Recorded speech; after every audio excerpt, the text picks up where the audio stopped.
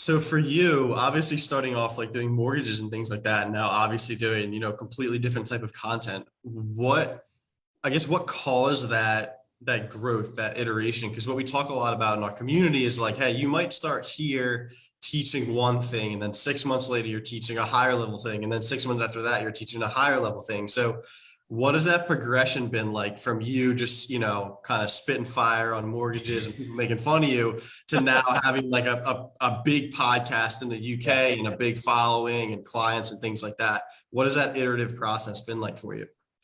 Do you know what I said to somebody a couple of days ago? I don't make goals anymore because every time I make goals, every time I make a decade or a 5-year goal, I usually reach it in about 6 months, because the truth is there is nothing you cannot do if you put your mind to it. Like I really, really do believe that. And I didn't. This process has been something to make me realize that. What I noticed was how I did the mortgage videos is every day it was a way to learn. So every day I would make a 1-minute video and I would post it on LinkedIn, Facebook, Instagram, all those places. And what happened was, if you do something every single day, what actually started to happen was I started to learn about the tech. I learned about and I'm a big believer of like time chunking, and I'm sure we'll talk about that as we go through, as well as about content production. But what happened was I didn't know how to do a video on the first day. I was propped up against a mug and my phone, and it was terrible. But as time went on, because I'm an obsessive person, and if you're an obsessive person, this works for you, I learned more and more and more. And then I ended up going to a marketing event about a year after I'd started doing it. And I sat down with this guy who hosted the marketing event. And we were chatting, and he went, mate, you know more than half of the speakers on this thing. And that then gave me the courage to then, okay, well, what I started then doing was splitting the groups. And I started talking to generate leads from mortgages. One of the ways I started generating leads as a mortgage broker was I started helping local businesses understand how I had built my business through content.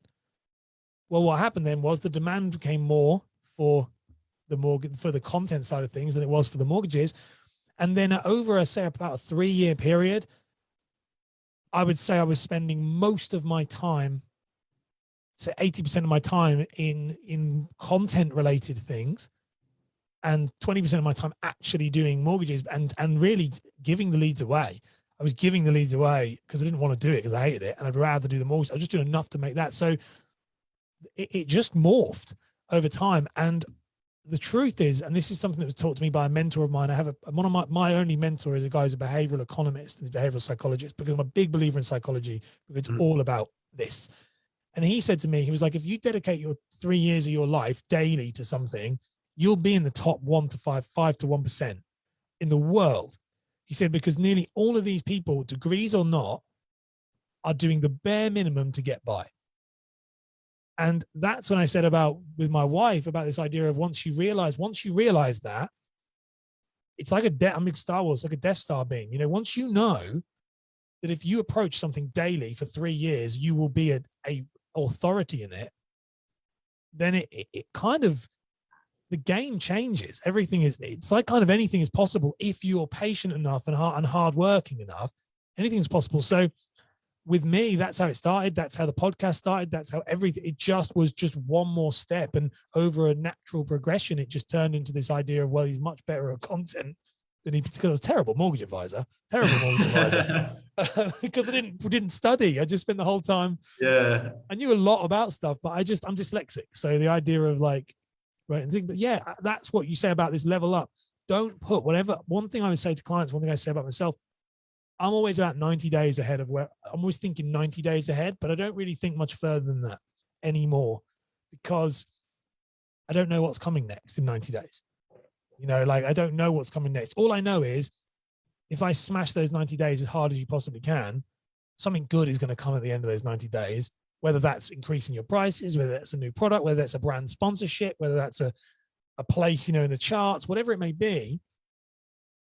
It's impossible to not get success if you keep going at that level, and you'll level up. It just doesn't work that way otherwise. Yeah, I love that so much. We're so aligned as we usually are. And my partner Nina has talked about this before. Like 5-year goals are bullshit. Like, yeah. How could you possibly know where you're going to be in 5 years. Now, of course, you should have a target. You should have some sort of idea of what you're doing. But 5 years from now, I legitimately have zero idea where I'm going to be in the world, what my business is looking to look like, who the people I'm going to be around. Like, it's impossible to know, especially, you know, in the entrepreneurial space, because even for me, 90 days ago, I had essentially a completely different business. And 90 days before that, I had a completely different business. And you know what I mean? So it's like things move so quickly. And I agree 100%. I think hyper focus on what you're doing at the present moment is what's going to allow you to be successful.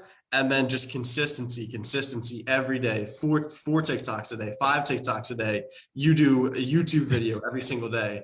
And like, that's another good segue into the question, because we were talking about content planning. I was saying last time, you know, I'm a big batcher of content, whereas you're just like, I'm just going to get out there and crank it out every day. So could you share like your content strategy, how you remain so consistent with it? And what platforms you're currently utilizing to put all that content onto?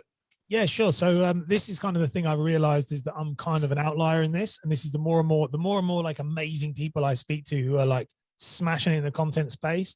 This is starting to become my thing. You know, where you have your one thing, you go, that's the thing that I'm good at, is that my content output is ridiculously high, but it just feels normal to me. So how I believe in content, again, I believe you should do content the way you want to do it, first of all.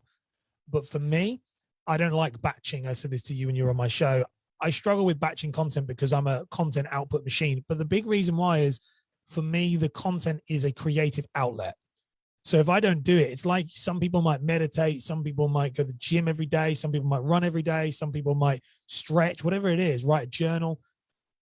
This studio, coming in here and making content, that is actually that kind of release valve for me. And that was something I learned about 2-3 years ago, that I was like, why do I keep doing this? It's like impossible not to. And if I missed it, if I even miss a day, I'm super grouchy, like, and super annoying and kind of pent up. So what I did was I started doing these things I called power hours.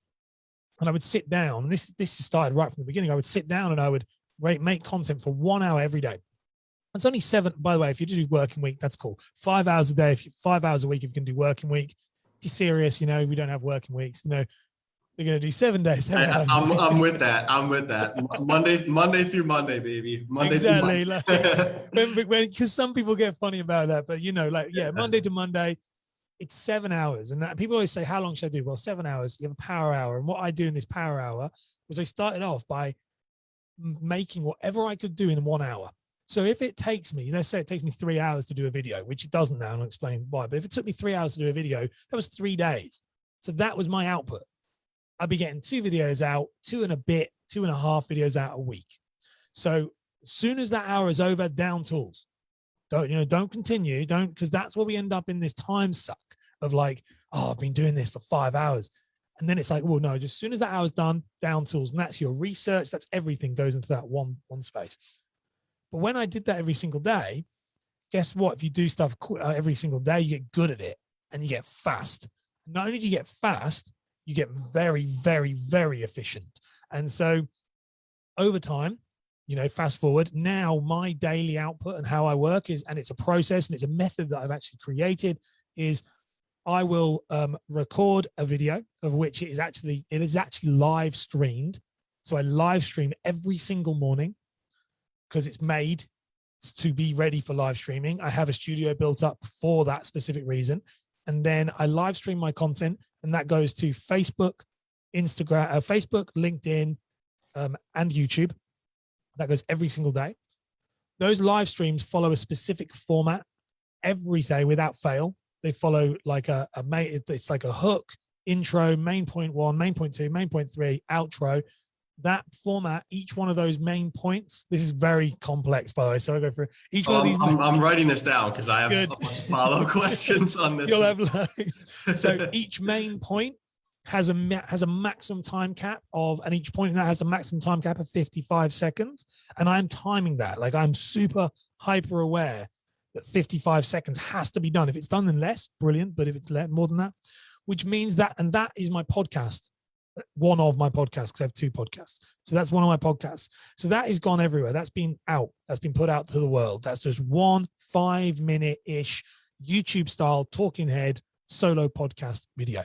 From there, it has been structured in this format, which means automatically can be a blog automatically. So as soon as it's finished, all these tabs will open up. I have 4 screens in here. So it will open up and those tabs will be transcribed into a podcast, into a blog, put onto my website. It'll be broken down as well. And the reason why they're 55 seconds is that they're broken down into shorts or TikToks, and they're repurposed in that specific way. And I use specific language, again, patterns and learning this, that it means that it's universal. So I don't use the word subscribe. I don't use the word follow, because those are not, they are specific to the contextually relevant platforms. So using words like if you found this valuable means that you can like on Facebook, like on TikTok, like on, so there's a lot of stuff that goes underneath it. They all get chopped up. That's 5. You're looking at really around 5 shorts coming from that one video. They get posted onto Reels, Instagram, TikTok, YouTube, all over. And then I also transcribe those individually again and put them onto what I call a content marketing tips page, which is an SEO page that's on my website, which is dead. No one will see it, but the videos on the YouTube shorts, they're backed up as well. So my content output, truthfully, is anywhere, I don't even know, if you're going to catch every single platform, it's got to be about 30 to 40 pieces of content going out every day. And I do that 7 days a week. And that takes me 1 hour.